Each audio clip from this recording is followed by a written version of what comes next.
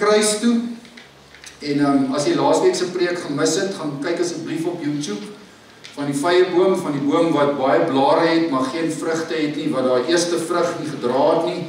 En die Here is in die aksie daarop, en Karin het julle hierdie week mooi begelei met 'n klompie geloofsgewoontes wat 'n mens kan toepas en kan oefen in jou lewe om jou te help om ook by hierdie vrugte uit te kom. So as jy dit gemis het, gaan kyk op die WhatsApp groepe, daar sal jy dit kry, gaan doen dit so 'n bietjie, gaan haal dit in as jy dit gemis het. Matteus 25 gaan ons vanmôre lees. Matteus 25.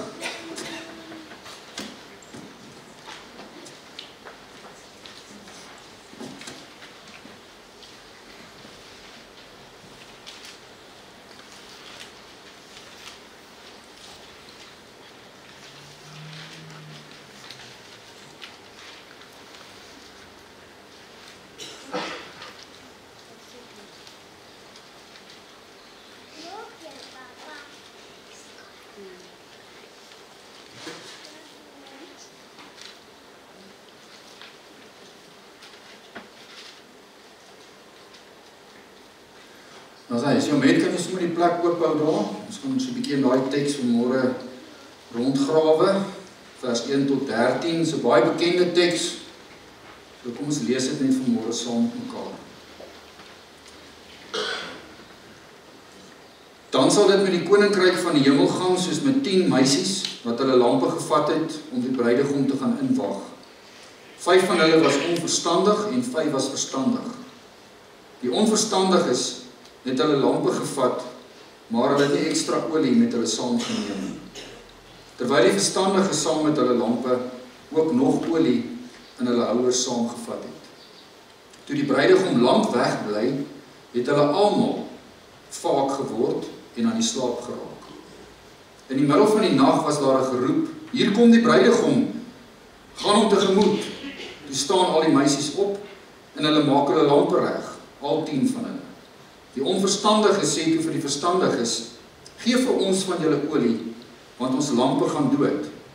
Maar die verstandiges antwoord: "Nee, daar's nie genoeg vir ons en vir julle nie. Gaan liewer winkel toe en koop vir julle daar olie." Terwyl die onverstandiges olie gaan koop het, het die bruidegom gekom, en die wat gereed was, het saam met hom ingegaan na die bruilof toe, en die deur is gesluit. Later kom die ander meisies ook daaraan en hulle roep: "Meneer, meneer, maak vir ons oop." Maar die bruidegom antwoord: "Ek sê vir julle, ek ken julle nie."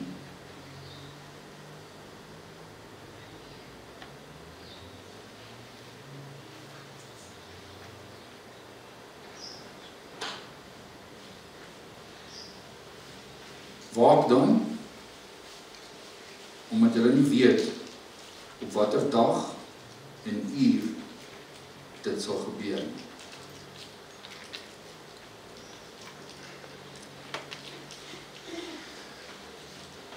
Ek wil gereed wees as Jesus kom. Dis die tema van vanmôre. En hierdie teksgedeelte help ons 'n bietjie om daarby vas te staan, daarby te parkeer, ons moet net 'n bietjie daarmee besig te wees.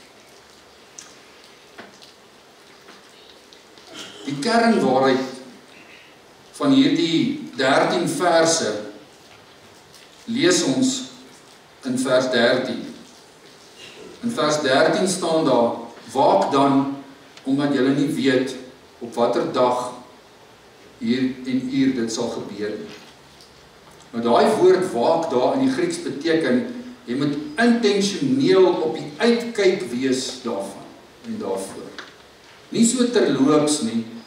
Jy moet met inspanning, eintlik soos wat 'n mens baie keer jou hand op jou oë sit en jou oë fokus, sê Jesus, moet julle kyk vir hierdie dag wanneer ek weer kom, en julle weet nie wanneer dit gaan gebeur nie.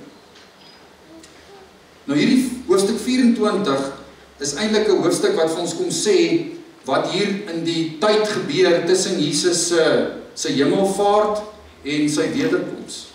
En as 'n mens hierdie teks lees, dan sien 'n mens klomp goed in hierdie teks.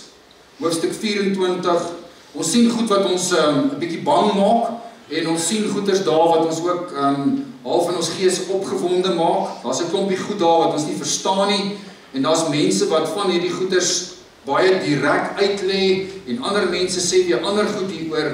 Die kort en die lang van hierdie hele gedeelte waarmee Jesus hier besig is, kry ons in vers 44 van hoofstuk 24, as hy sê, om dieselfde rede moet julle altyd gereed wees, want die seun van die mens kom op 'n uur, dat julle dit nie verwag. So wees gereed. Wees gereed, kom sê Jesus hier in hierdie gelykenis. So waarom moet ons gereed wees?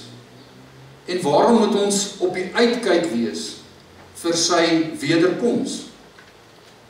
En waarom dink julle sê Jesus, weet julle nie wanneer dit gaan kom? Want ek dink as Jesus vir ons 'n dag en 'n datum gegee het, dan sou die mensdom ook daarvan weer iets gaan maak het wat dit nie moes gewees het. En as ek vandag vir jou sê, jy gaan op die 30ste November 2027 doodgaan. Dis jou laaste hartklopdag.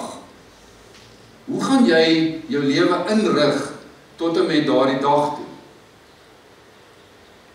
Ek en jy gaan lewe soos ons wil, tot en met die 26ste.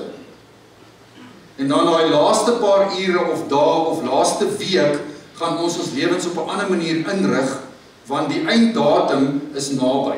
En daai einddatum gaan vir my en vir jou sekere goed laat doen en sekere goed nie laat doen nie. Dit gaan ons sekere telefoonoproepe laat maak en ander nie. En ek dink die bedoeling van hierdie wees wakker, want ek kom soos 'n dief in die nag. Niemand weet wanneer ek gaan kom nie. Daar's tekens in die wêreld wat sê, net soos wat ek hier toe hierdie boek geskryf is in 70 na Christus gesê het, waak en wees wakker, ek kom, het Jesus in 30 tot 33 iewester na Christus in persoon vir mense gesê, wees wakker, ek gaan weer terugkom. In Tessalonisense het Paulus gedink dit gaan baie vinnig wees, want hy sê, as hierdie Jesus weer kom, gaan ons lewendig saam met hom opgaan. So hy het 'n baie spoedige wederkomsverwagting gehad, en dis nou al 2000 plus jaar daarna. Paulus is hemel toe, en Jesus het nog nie teruggekom nie, en niemand weet wanneer gaan hy spesifiek terugkom. Daar's roerings in die wêreld wat vir my en vir jou moet sê, wees gereed. Wees gereed. Maar die dag en datum het hy nie vir ons gegee nie, want hy wil weet, en hy wil hê, ons moet elke dag leef, asof dit nou kan gebeur. So wanneer ek hierdie verwagting het, dat Jesus enige oomblik kan kom, dan doen dit twee goed in my lewe.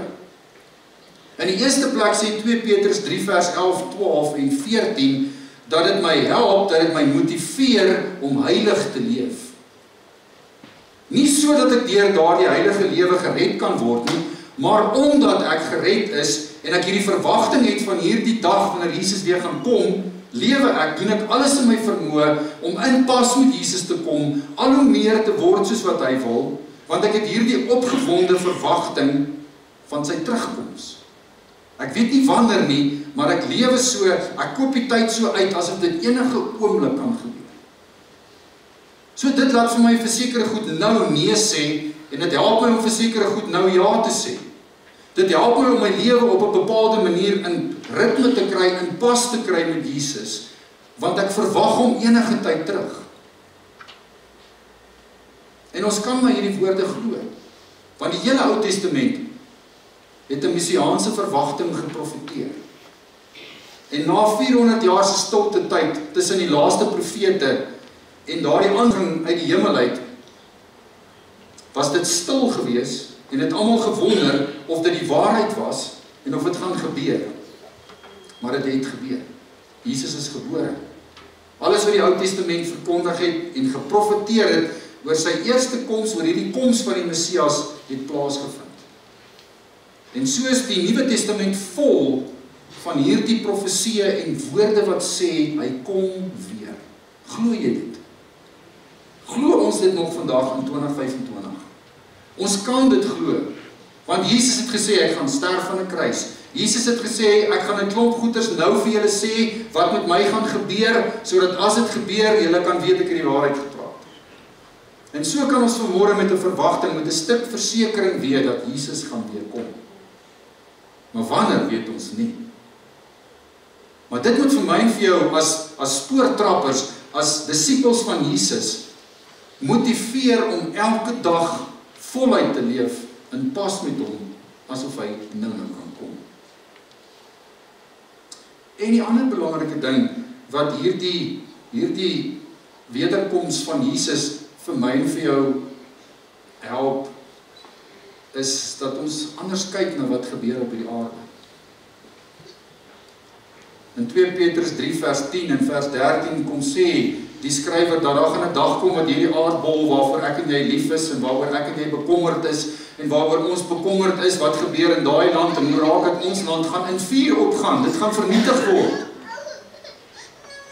Beteken dit ons moenie groen dink nie? Beteken dit ons moenie omgee vir ons aardbol nie? Nee, ons moet alles in ons vermoë doen om te heers en te bewoon en te bewerk.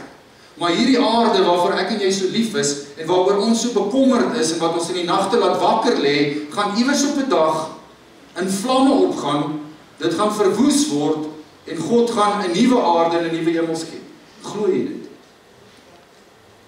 Glo jy dit? Glo ons dit vanmôre? So wanneer ons kyk en wanneer ons 'n wederkomsverwagting het, dan help dit vir ons om dit wat in die wêreld gebeur reg te sorteer. En diep in ons harte vas te hou aan hierdie belofte wat sê, ek kom weer. Ek kom weer. Dit wat hier gebeur en wat op die aarde gebeur, moet jou nie so ontstel dat jy paniekerig raak, dat jy hopeloos raak, dat jy ophou leef en net bestaan, want dit wat in Amerika gebeur, raak Suid-Afrika en die ooste krap die weste om en almal is gereed en almal wag vir die knoppie om te druk. Jesus sê ek kom weer en dit kan nou wees en dit kan môre wees en dit kan nog 1000 jaar wees, maar leef so met daardie verwagting dat ek weer kom enige tyd en dit help jou om perspektief te hê oor wat op hierdie aardbol gebeur.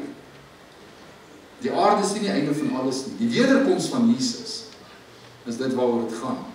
En daaroor kom skryf die Bybel en kom sê Jesus vir my en vir jou met ons 'n verwagting. En ek moet eerlik sê, ek weet nie jy nie, maar ek sukkel party dae om regtig so te leef met hierdie verwagting dat Jesus enige tyd weer gaan kom. Ek trap in die struik en die lewe gebeur met my en ek lewe so. En ek moet eerlik wees dat ek party dae regtig waar nie eens dink aan die wederkoms nie. Dalk vir weke nie dink aan die wederkoms nie. Maar net so aangaan met my lewe. Ek weet nie waar jy is nie. En ek dink vanmôre aan die een kant is so 'n ietsie om ons te help om te sê ons moet 'n verwagting hê dat Jesus weer gaan kom. En dit moenie eenmal 'n jaar wees wanneer dit gaan oor Kersfees of wanneer dit gaan oor Paasfees nie. Dit moet 'n werklikheid wees wat my en jou lewe elke dag bestuur en motiveer en beïnvloed. So daarom kom skryf Paulus, doen elke dag jou beste. Nie vir mense nie, maar vir God. Doen wat jy moet vandag met die verwagting dat Jesus gaan kom. Wees gereed, waak dan, want ek gaan kom op 'n dag, op 'n uur wat niemand van weet nie. Dan gebruik hy hierdie bruilof gelykenis.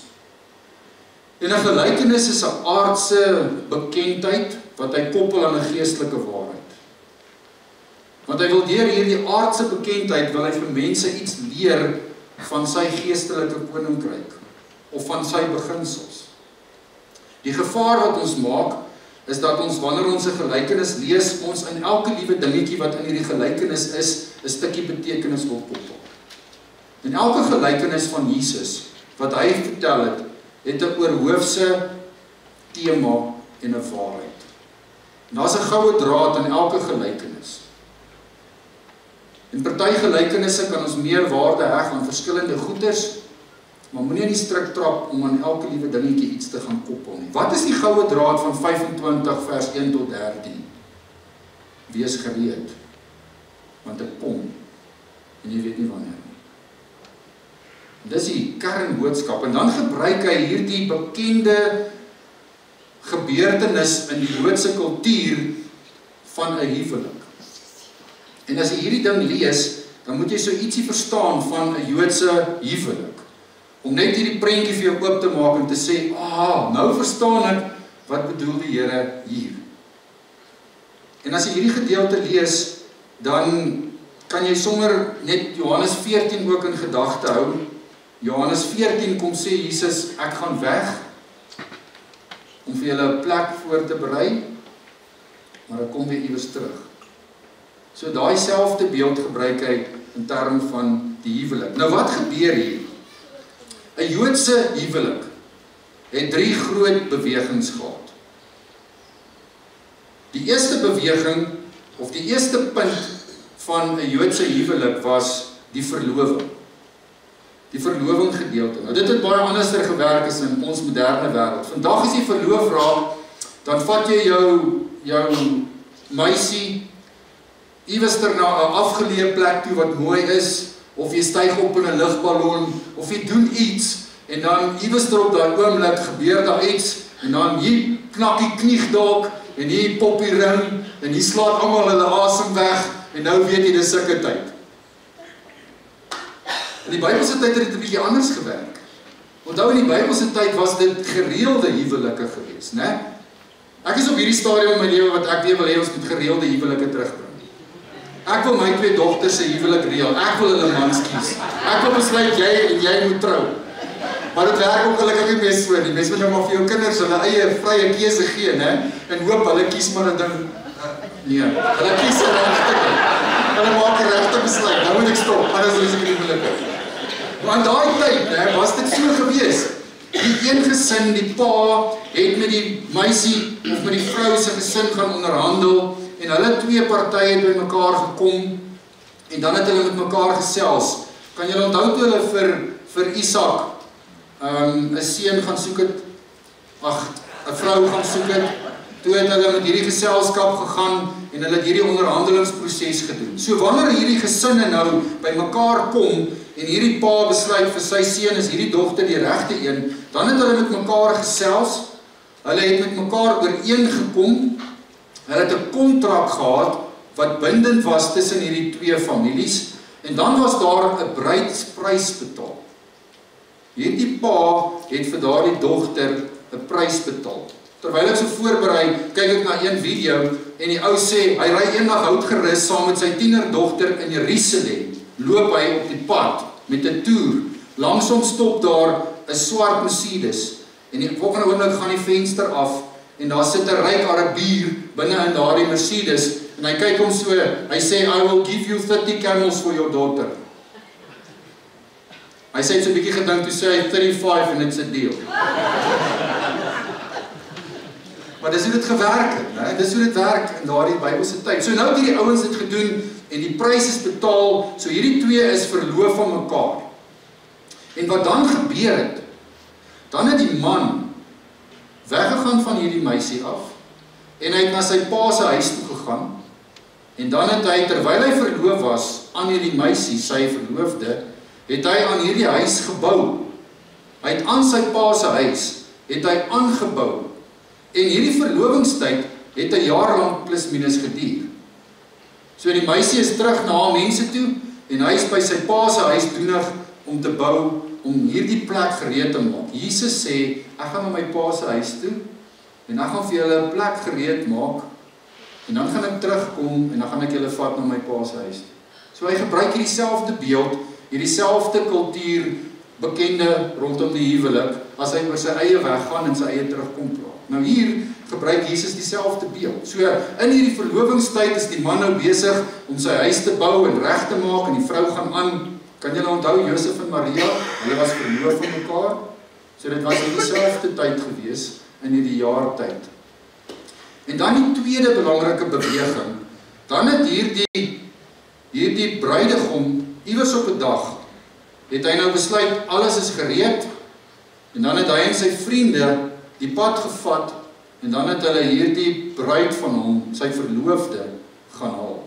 Maar hierdie verlovingstydperk was bindend geweest. Al hoe hierdie 2 uit mekaar uit kon kom, was deur 'n egskeiding as daar oorspel ter sprake was.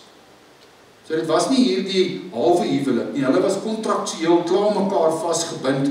Hy's vir 'n jaar plus minus besig om te bou in hierdie huis, sy's by haar mense, en dan op 'n dag besluit hy, alles is gereed, ons gaan nou gaan, en ons gaan hierdie bruid vir my haal. So die meisie en hierdie maagde, dit is eintlik nou die meisies wat daar vergesel, hulle het geweet, dat hierdie tyd naaste by amper 'n jaar is en dat dit verby is. So hulle moes gereed gemaak het en hulle het so op hete kole gesit en wag vir hierdie man om te kom, maar die presiese dag het hulle nie geweet. Maar so naaste by rondom 'n jaar moes hulle iewester wag vir die koms van hierdie bruidegom om sy bruid te kom haal. En dan gebeur dit presies. Dan kom hy iewester en dan is dit wat hier gebeur. Hierdie meisies, die koninkryk van die hemel kan vergelyk word met meisies, met 10 meisies. Hulle het hulle lampe gevat en hulle het nou hierdie bruidegom gaan inwag. Hierdie ou wat nou na amper 'n jaar teruggekom het om hierdie bruid van hom te kom vat.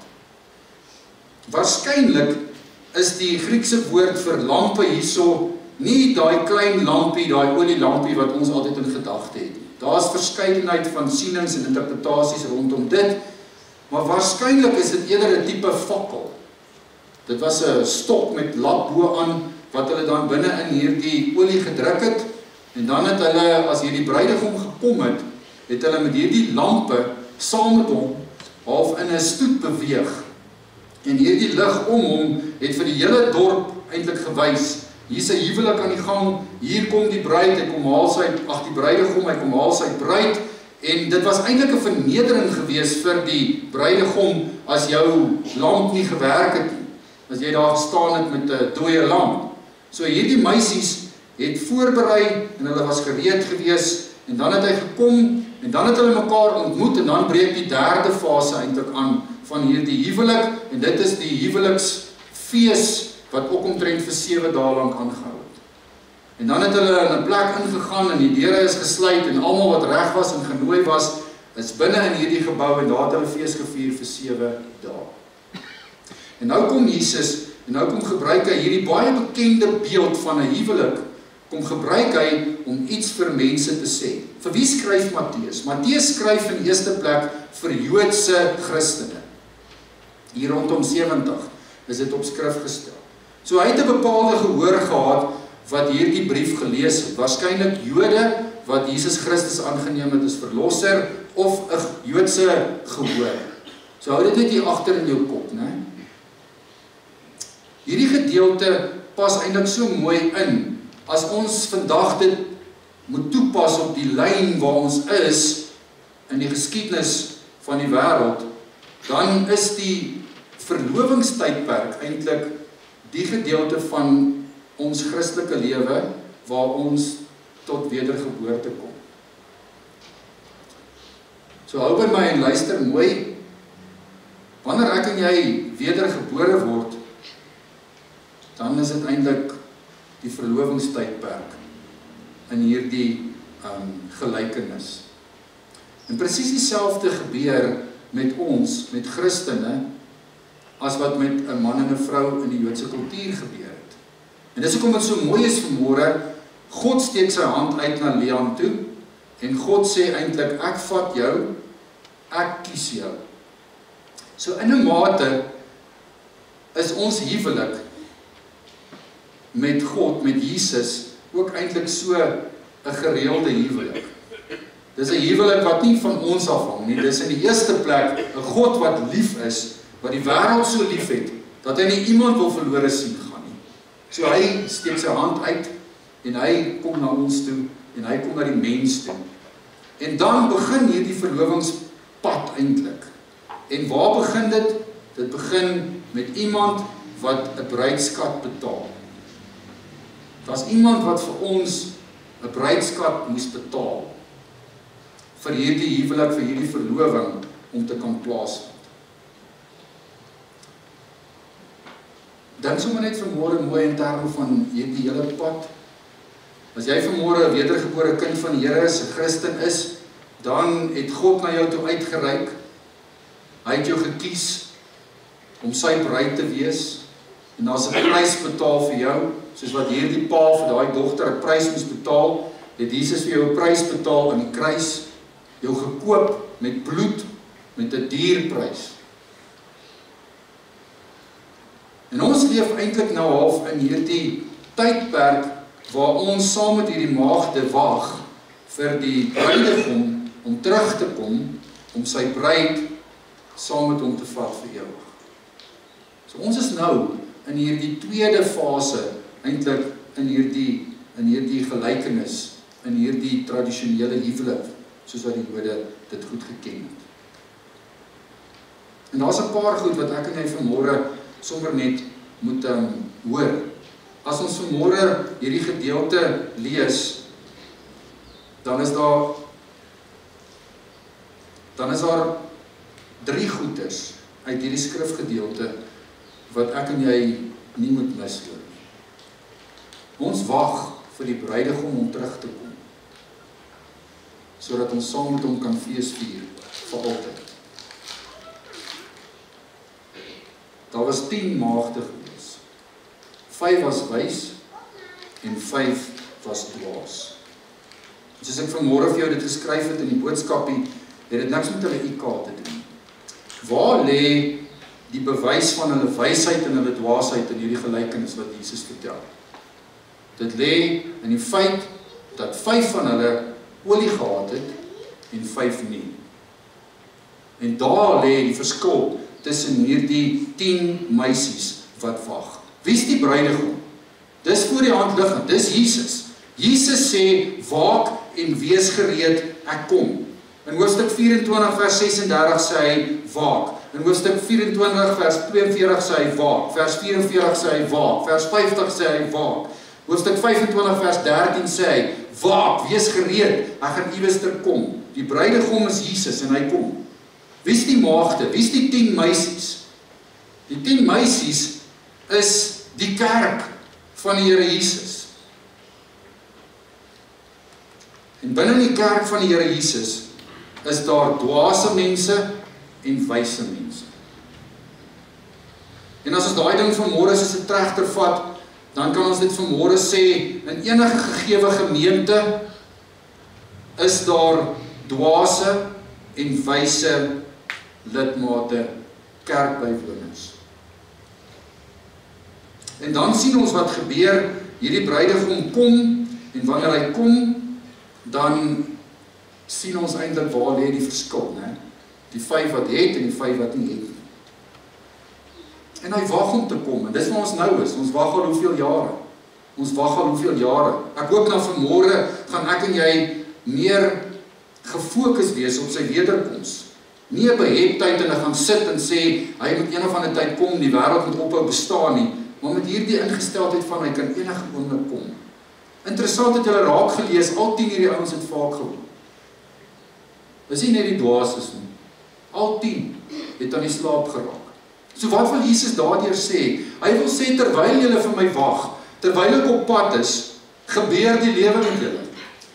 Om te slaap beteken die lewe gebeur. Jy kan nie vir hoeveel dae wakker bly nie. Iewester word jy moeg en jy raak aan die slaap en dan word jy wakker en dan wag jy en dan is ek nog nie daar nie en jy staan op en jy werk en jy doen jou ding. Jy sit nie in 'n klooster iewester en wag vir my wederkoms nie.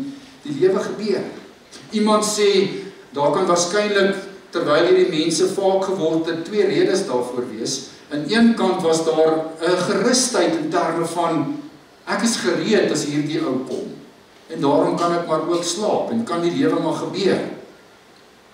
Maar daar's ook al van die ander kant 'n tipe vaak van ek is totaal oningelig, ek is totaal afwesig, ek is onverskillig teenoor die werklikheid wat eintlik hier besig is om af te speel. Maar kom ons hou vanmôre net by die lewe gebeur. Die lewe gebeur met kerkmense. Die lewe gebeur met ons terwyl ons wag vir Jesus. En dan op 'n dag, dan kom hierdie bruidegom. En dan kom die probleem. En dan begin al 10 van hierdie mense om hulle lampe, hulle fakkels reg te maak. Om te kan deelneem. Die probleem is, 5 van hierdie ouens het olie gehad en 5 nie. So die Here Jesus wil ons sê, pas op dat jy besig is met die dinge van die Here. Pas op dat jy besig is met al die regte goeders, maar dat dit eintlik nie in jou hart die waarheid is nie. So wat kom sê hy? Hy sê in die kerk is daar Christene en dan is daar skyn-Christene. Hy sê in die kerk is daar mense wat olie het en daar's mense wat nie olie het. Hy kom sê in die kerk is daar mense wat al die regte goeders doen, wat Bybel lees, wat kerk toe kom, wat arme mense help, wat weet dat Jesus iewers ter weer gaan kom. Maar dis nie hulle oortuiging nie, dis nie hulle hart nie. Die skrikwekkende is daardie woorde wat sê, ek ken julle nie. So binne in die kerk is daar mense wat deur al die regte goeders gaan. As julle onthou wat Karin laasweek gesê het, dan is dit baie blare aan die vrye boom. Maar die vrug kort. So as jy gaan kyk na die Grieks wat daar staan, ek ken julle nie, dan is dit 'n dieper vlak van kennis. Dis nie net 'n intellektuele bewustheid van 'n naamlys met 'n klompie name op en ek ken jou naam nie. Hier gaan dit oor 'n persoonlike, intieme kennis in terme van 'n verhouding. So wanneer hierdie dames by die deure kom en sê, maak asseblief vir ons oop, dan sê Jesus vir hulle, ek ken julle nie. So wat sê hy vir hulle? Ek ken julle name. Ek sien dat julle hier is. Ek sien dat julle besig is met die regte goeders. Maar julle het nie olie nie. Julle het nie 'n persoonlike verhouding met my nie. Nou, 'n mens kan baie ver gaan met die olie. En ek wil nie vanmôre 'n klomp goed aan hierdie olie gaan hang waar daar nie moet wees nie. Want dwars deur die Ou Testament is die simbool van olie eintlik die teenwoordigheid van God. Eintlik die Heilige Gees. En daarom salf ons iemand met olie. En as ons vanmôre mense salf met olie, dan is dit die simbool, soos wat daardie priester, daardie koning gesalf het en daai olie oor hom uitgegooi het, was dit eintlik die teenwoordigheid van God wat daardeur gesimboliseer is. En in die Nuwe Testamentiese taal word die olie 'n simbool van die Heilige Gees. Nou as jy saam met my die Bybel lees en ons gaan kyk 'n bietjie verder hiernatoe, dan gaan dit nie oor of jy die Heilige Gees het of nie. 'n Mens het die Heilige Gees, sê die woord van die Here, as jy wedergebore is. Die oomblik as jy jou hart vir die Here gee, dan woon die Heilige Gees en kom die Heilige Gees in jou. So jy kan nie die Heilige Gees hê as jy gered en wedergebore is nie. En jy kan ook nie die Heilige Gees hê as jy nie gered is nie.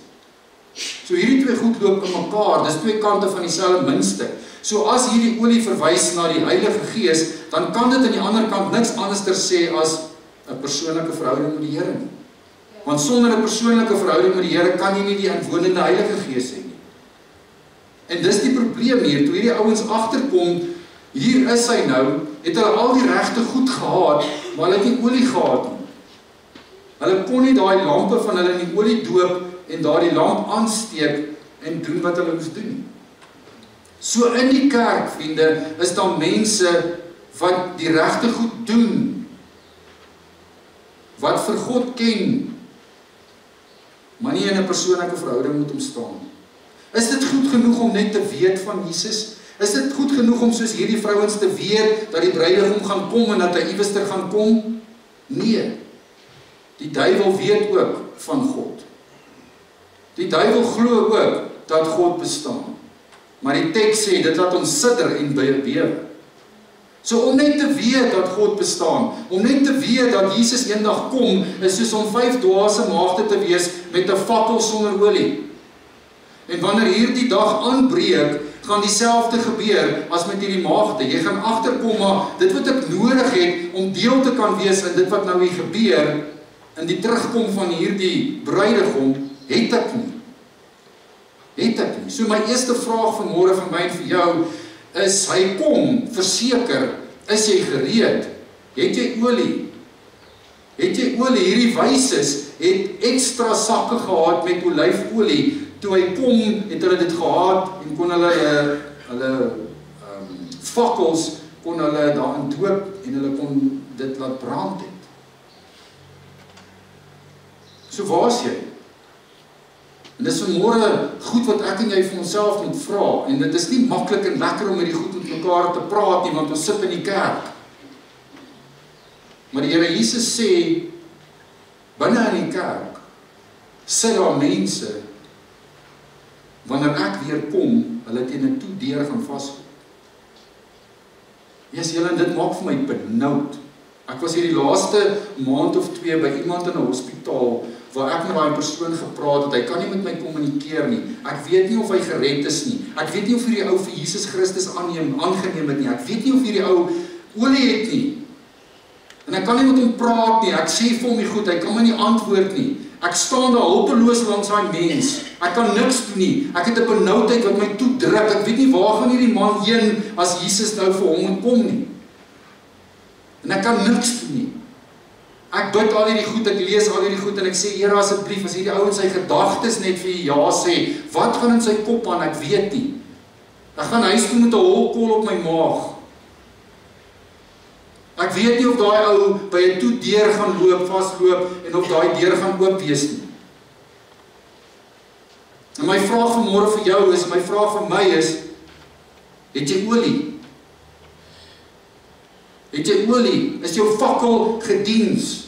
Dit help nie ons weet van al hierdie goeders nie. Dit help nie ons lees ons Bybel van die môre tot die aand, maar ek en jy het nie 'n persoonlike verhouding met Jesus Christus nie.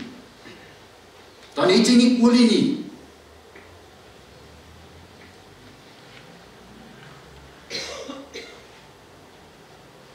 En hy gaan kom. Wanneer weet ek nie.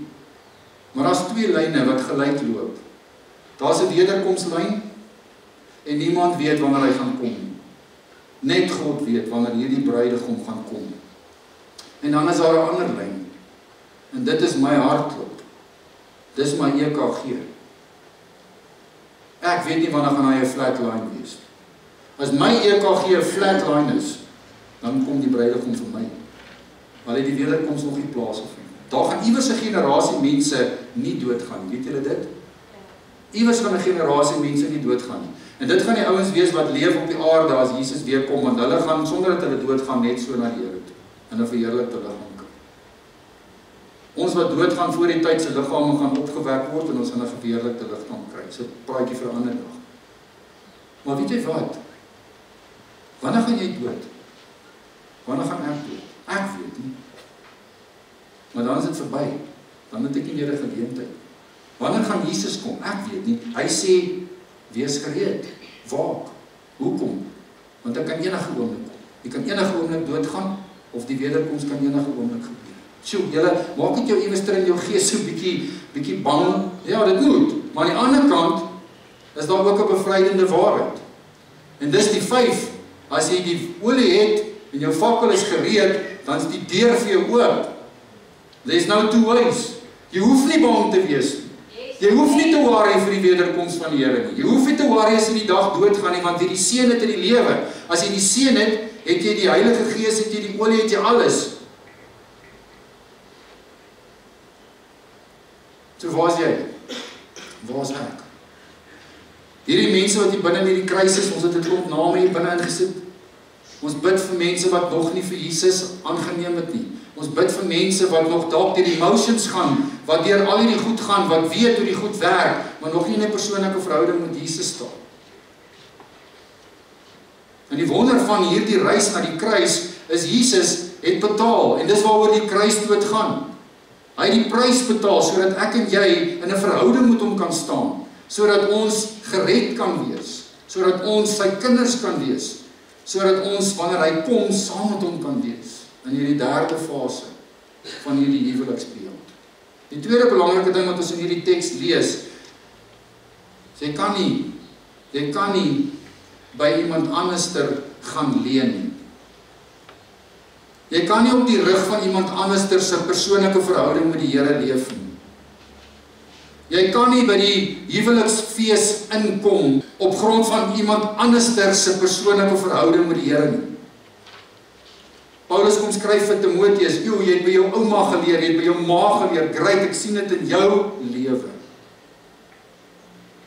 Hierdie mense kom toe hulle besef, maar ons kort dit waaroor dit gaan, om by die deur in te kan gaan, moet ons 'n fakkel hê wat brand, moet ons 'n persoonlike verhouding hê met die Here. Ek het dit nie, leen my 'n bietjie van jou olie. Kan jy my nie help nie? Dan sê hulle nee. Gaan koop Gaan na die ou toe wat die olie verskaf. Gaan na die regte persoon toe, gaan koop vir jou. En in moderne taal vandag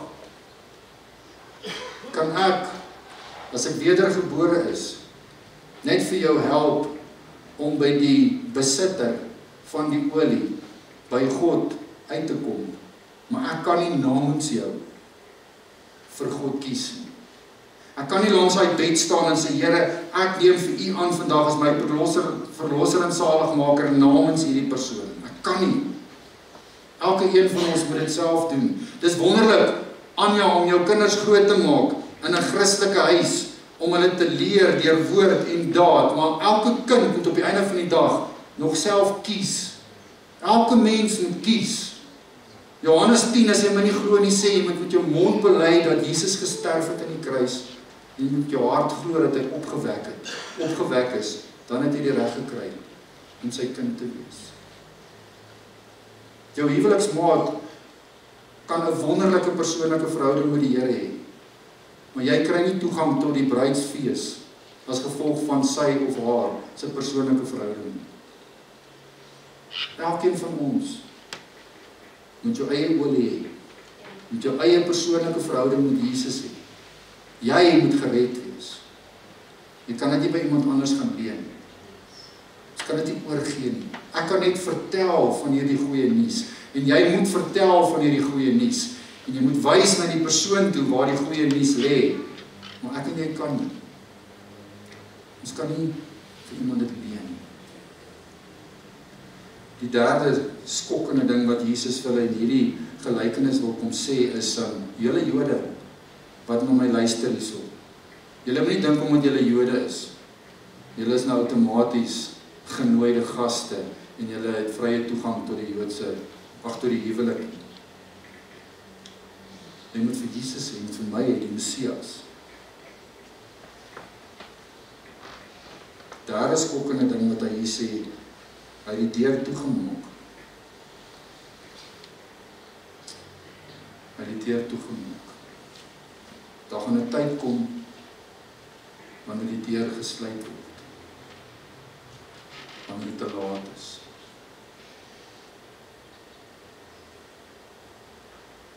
En wanneer dit aanbreek, weet ons, Jesus sê, waak en wees bedag, dit kan enige oomblik aanbreek. In terme van die wederkoms, of van jou persoonlike EKG-lig. Toe hierdie vrouens by die deur kom, toe is hulle te laat. En toe maak hy die deur toe in hulle gesig, en hy sê vir hulle, ek ken julle. Here, maar ons het dan dit gedoen, en ons het dat gedoen, en ons het so gemaak, en ons het sis gemaak. Gaan weg van my af, ek ken julle nie. Waaroor gaan dit? Dit gaan oor die olie. Dit gaan oor die persoonlike verhouding wat julle met my het. Ek ken julle nie persoonlik in 'n verhouding. Ons het nie 'n persoonlike verhouding nie, daarom is die deur toe. En wanneer Jesus weer kom, julle, of wanneer ek en jy tot sterwe kom, is die genadetyd verby. Daai deur is gesluit. Die Griekse woord, ek het gaan kyk wat staan daar. It's locked. Completely. Dit is verby. So terwyl ons harte klop, het ons die geleentheid, en is God se genade oor ons almal uitgestort en oor die hele wêreld, en steek hy sy hande uit en het hy die prys betaal en kom sê die reis na die kruis toe, dis vir elke mens daar, sodat nie een mens by 'n toedeur hoef te stop en te hoor ek ken jou nie. So dis daar, dis nie 'n onregverdige God wat sê daar kom 'n dag en nou maak ek toe, jammer vir julle nie. Daarom het ons 'n passie om by die wêreld betrokke te wees rondom wêreldsending. Daarom moet jy 'n passie hê om met jou kinders en kleinkinders te praat oor hierdie Jesus en oor 'n persoonlike verhouding met hom, nie oor liewe Jesus en net by liewe Jesus te stop nie, maar om vir hulle te verduidelik wat beteken dit om 'n persoonlike verhouding met Jesus te hê. Hoe maak jy Jesus jou verlosser en saligmaker? Dis waaroor dit gaan op die einde van die dag. Dis die grootste geskenk wat ons vir mense kan gee. En daarom sê Jesus, wees altyd gereed om oor hierdie goeie nuus in jou met mense te gesels. Jy kan nie jou olie met iemand anders deel nie, maar jy kan daardie persoon in die rigting stuur van die persoon wie die olie is, wat dit het. So moenie bang word vanmôre nie, moenie huis toe gaan vanmôre met 'n onsekerheid en wonder nou gaan ek vir die red, jy weet of jy weet nie. In hierdie verhaal is daar nie 'n middelgroepie mense nie. Dis nie 'n belkurwe wat sê 2 en 2 en 4. Dis 5 en 5. En die skrikwekkende van die 5 is, dit beteken nie 50% van ons wat hier sit vanmôre is skyngelowiges nie. Dit beteken net, dis 'n groter getal as wat ons dink. Dit sê Jesus. Maar daar's dwaases en daar's wyses en klaar. So of ek en jy is aan die kant van die dwaase vanmôre, of ek en jy is aan die kant van die wyse. Of ek gaan vanmôre hoor, jy's welkom, kom in, of ek en jy gaan die deur in ons gesigspoes sien slaan. Is een van die twee groepe. So waar's jy? Waar's jy?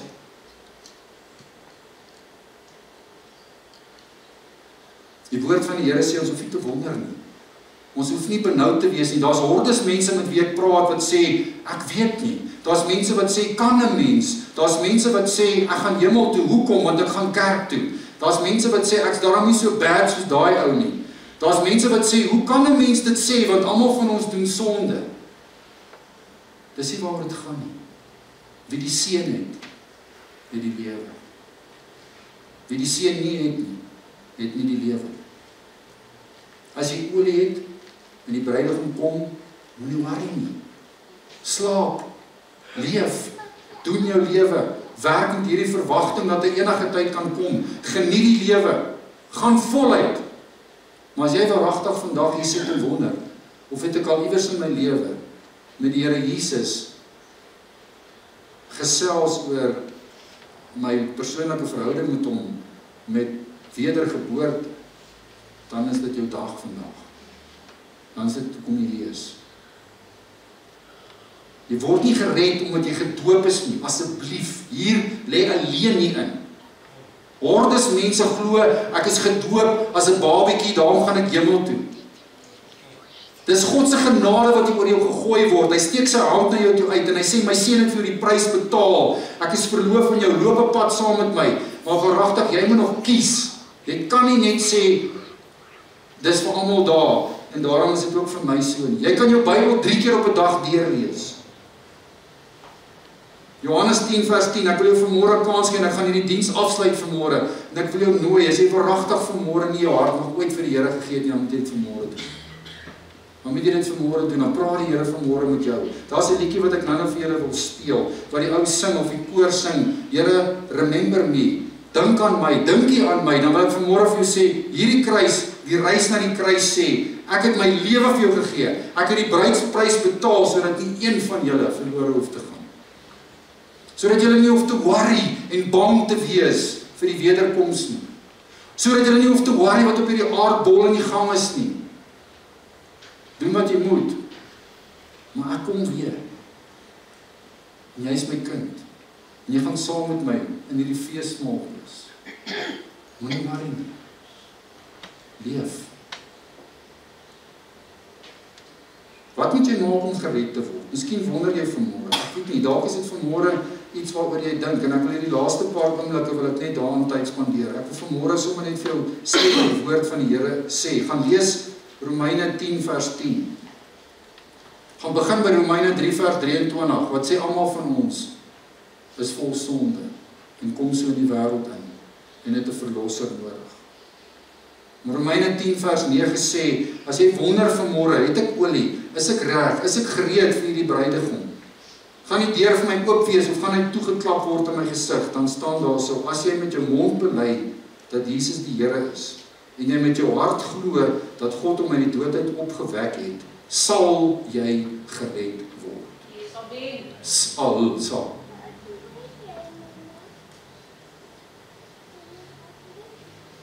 Met die hart glo ons en ons word vrygespreek. Met die mond bely ons en ons word gered. Niemand wat in hom glo sal teleurgestel word nie. Niemand. Dit maak nie saak of jy Jood of Griek is nie, want is dieselfde Here wat die Here is van almal en hy seën almal wat hom aanroep ryklik, want elke een wat die naam van die Here aanroep sal olie hê, sal gered wees.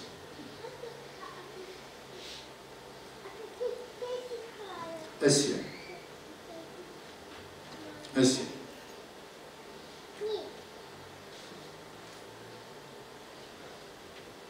Ek kan so onthou hierdie kerk, toe ek in graad 4 was, het hier 'n dominee gekom en hy het hier gepreek. En hy het hier kom staan en hoor. En hy het 'n soos knipmes in sy hand gehad. En hy het gesê, is een van julle wat hierdie mes wil hê? En al ons seentjies het gesê ja, ons het hier bo kom staan en hy het hom so vasgehou. En hy het gesê as julle hom uit my hand uitkry, kan julle hom vat. En niemand van ons kom nie. En toe sê hy vir ons, jy jou lewe vir Jesus gee, dan vat hy jou soos hierdie knipmes. En niemand kan jou uit sy hand uitruk. Ek het in 'n Christelike huis groot geword. Ek het in hierdie kerk groot geword. Ek het hier op hierdie vloer rondgekruip. My ma was die poster. Ek het hier gewerk elke dag van my lewe. Ek het vir Dominee Smit op hierdie verhoog 'n klomp goeders gehelp doen elke Sondag. Maar daar het die Here vir my gesê, Marius, jy moet dit persoonlik maak. En daar het ek vir Jesus gesê, maar ek wil ook in jou hand wees. Ek kan nie daai presiese dag en datum onthou nie, maar ek kan onthou wanneer dit gebeur het. Dat dit gebeur het, kan ek onthou. En van daar af verder kan ek onthou, het ek in my belydensklasjaar by Waterval by een van daai deure gesit, saam met iemand en gepraat, en daar het ek my hart vir die Here weer gegee. So ek wil vanmôre, Alma, jy kan vir ons daai musiek sommer net speel. Ek wil afsluit vanmôre, en waarmee jy nie moet huis toe gaan vandag nie, is met 'n stuk vrees. Jy moet nie. Dis goeie nuus vandag. Maar dis radikale nuus. En dis 'n nuus wat jy moet wakker maak vanmôre. Of dis 'n nuus wat kom bevestig en sê, gaan aan met die lewe. So waar is jy vanmôre? Hierdie liedjie sê, Here, sal jy my as onthou, sal jy my onthou. En kyk sommer net daar na die tekens en na die goeters. En ek's bietjie oor my tyd vanmôre, maar ek kan julle nie net so los nie. Ek wil vanmôre vir jou kans gee om sommer net met die Here 'n oomblik of twee te praat. As jy 'n wedergebore kind van die Here is, val dit vanmôre opnuut weer. Hou daaraan vas, klou daaraan vas, want dis jou fundament. As jy vanmôre twyfel en wonder, maar waar is ek? Dan is vandag die dag. Remember me. Kom ons luister daarna.